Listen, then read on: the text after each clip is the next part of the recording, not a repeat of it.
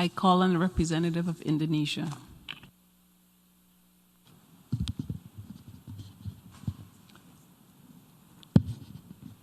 Madam President, I'm taking the floor to exercise Indonesia's right of reply to the statement made by Vanuatu. It is shameful that this single country continues to have excessive and unhealthy obsession about how Indonesia should act or govern itself. Frankly speaking, I'm confused. How could a country try to teach others while missing the point of the whole fundamental principles of the United Nations Charter? Let me tell them the following. To do what is right is to respect the principles of non-interference in the domestic affairs of other countries. And to do what is right, it is to respect the sovereignty and territorial integrity of other countries. So until you have done so, please keep the sermon to yourself. Madam President, the President of Indonesia stated a few days ago in this great Hall of Nations, and I quote, "We must promote a win-win approach in building relations among states that is mutually beneficial," unquote. Indeed, such a call was echoed by world leaders throughout this prominent week. But this ignorant country chooses the contrary. At times of an emergency health crisis and great economic adversity, it prefers to instill enmity and sow division by guising their advocacy for separatism with flowery human rights concern.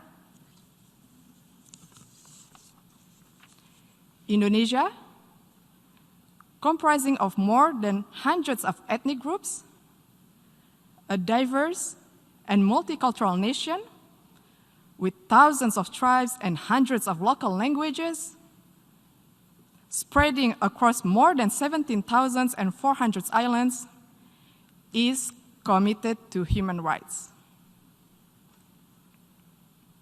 We value diversity, we respect tolerance, and everybody has the same right in this third largest democratic country in the world.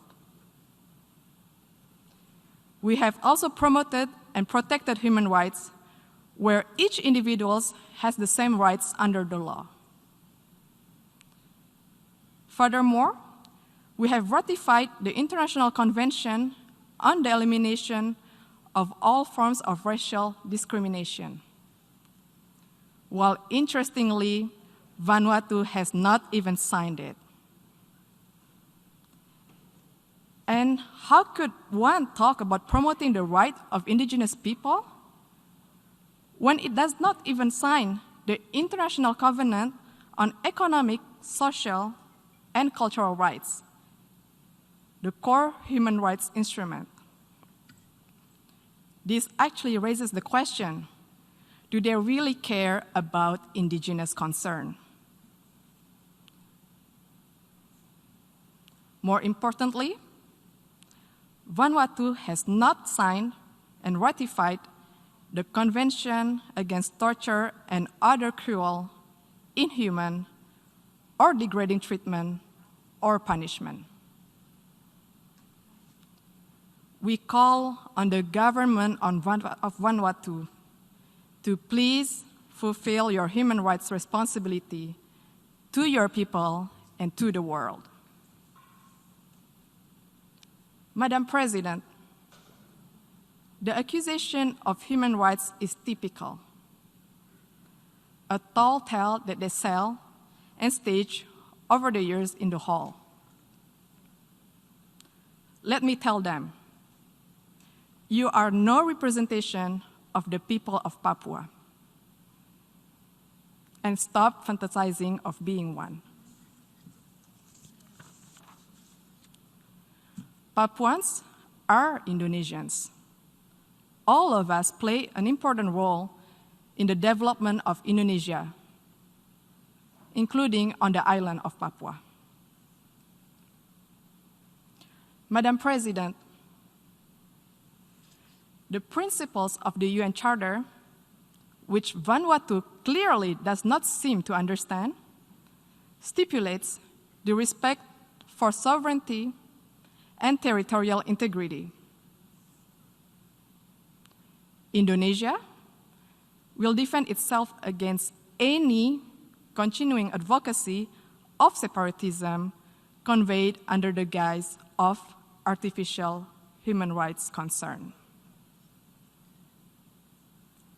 The provinces of Papua and West Papua are irrevocable parts of Indonesia since 1945. It has also been firmly endorsed by the United Nations and the international community decades ago. It is final, irreversible, and permanent. I thank you, Madam President.